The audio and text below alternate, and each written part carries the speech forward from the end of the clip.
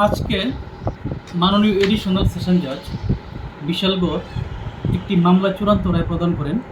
Case number ST type 1 7/2018। এই মামলার অভিযোগ ছিল 2011 সালে ইতি সাহা বর্মনের সামাজিকভাবে বিবাহ হয় ধনঞ্জয় বর্মনের সাথে দুর্গানগর রামছড়া নিবাসী।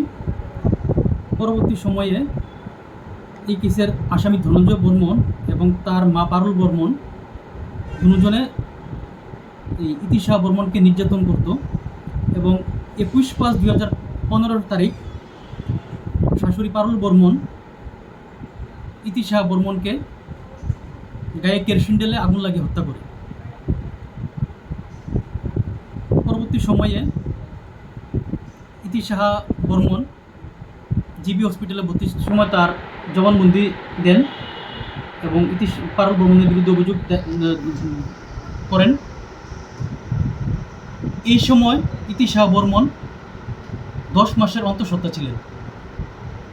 মাননীয় আদালত আজকে অভিযুক্ত আসামি পারুল বর্মনকে ভারতীয় দণ্ডবিধি 302 ধারায় সশ্রম কারাদণ্ডের নির্দেশ দেন।